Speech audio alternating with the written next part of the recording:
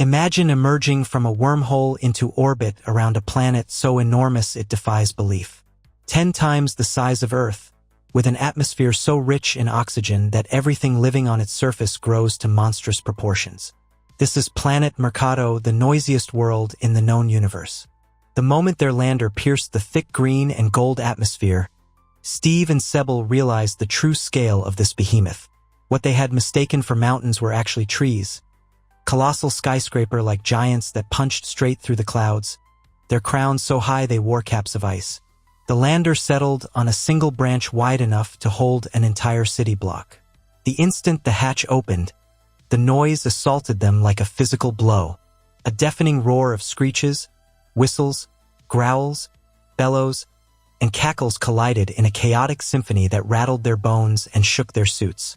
It sounded less like a forest and more like a frenzied marketplace during rush hour. Sebel, half smiling through the pain, named it on the spot, Planet Merkato, the noisy planet. As they clipped themselves to the massive branch and began their descent, every level revealed new horrors. Other trees grew directly out of the bark like parasites feeding on the giants. Strange creatures shrieked at them from hollow nests, their bodies covered in feathers, scales, or deadly quills. When one lunged, Steve was forced to fire his pulse sidearm, sending the beast tumbling silently into the abyss below. Hours passed. The light slowly faded until the world beneath them became a black, endless void. Their headlamps cut through the darkness, revealing roots as wide as rivers burrowing into soil that had never seen sunlight. That was when the true nightmare began. A worm the size of a subway train slithered into view, peacefully gnawing on fallen leaves. Suddenly, the roots around it came alive. They weren't roots at all, they were traps. They lashed out like striking serpents, coiling around the massive worm and slamming it violently against the trunk. Needle-like points extended and pierced its flesh with a sickening hiss. Within moments, the worm shriveled into a dry, leathery husk. The roots casually discarded the empty skin and retracted.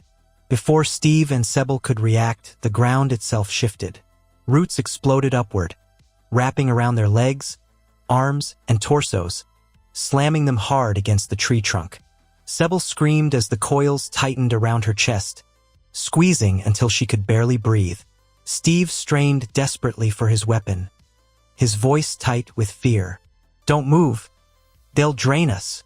The roots flexed, their glistening needle points angling straight toward their helmets. The entire forest seemed to roar louder, as if the planet itself was laughing at their helplessness. And then the needles struck forward. The needles struck and stopped, their razor-sharp points pressed hard against the nano-suits, scratching furiously but unable to pierce the microscopic scales. The roots pulsed once, confused, then retreated back into the bark with an angry hiss. Sebel collapsed to her knees, gasping for air. "I thought that was it." Steve's laugh was shaky. "If this suit wasn't fireproof, acid-proof, and everything else proof, we'd already be mulch." Determined to complete their mission, they hacked their way through the living forest floor, a twitching mat of roots and tendrils that felt more like muscle than soil. After hours of exhausting work surrounded by the planet's endless deafening chatter, Steve finally pulled free a small bag of dark, tangled earth. But as they began the long climb back up the colossal tree, a glossy serpent-like vine darted across their path. It lashed out, coiled around Steve's wrist, and snatched the bag of soil. Before they could stop it, the vine split the bag open, plunged tiny rootlets inside, and drained every nutrient in seconds. It then casually tossed the empty plastic aside and disappeared into the shadows. Sebel stared in disbelief. "Did it just farm our soil sample?" Steve's voice was flat. "This planet grows its own thieves." Exhausted, they fought through more aggressive vines and roots until they secured a second sample. Only then did they stagger back to the safety of their lander. Before sealing the hatch, Sebel paused beside the silver incubator, humming quietly in the cargo hold. Inside were the 20 Azist eggs entrusted to them by Schnecks before her death.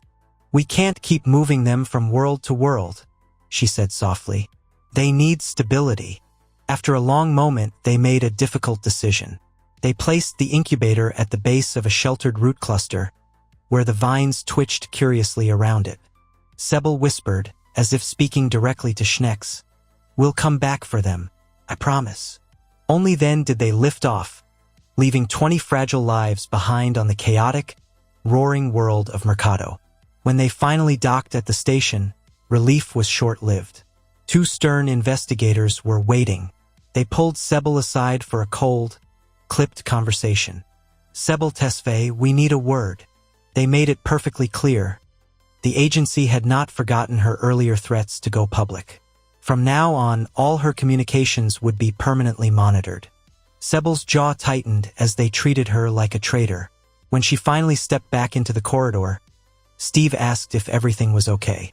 "Perfect," she replied, forcing a smile. But her mind was far away, on the incubator she had left hidden among the roots of Merkato.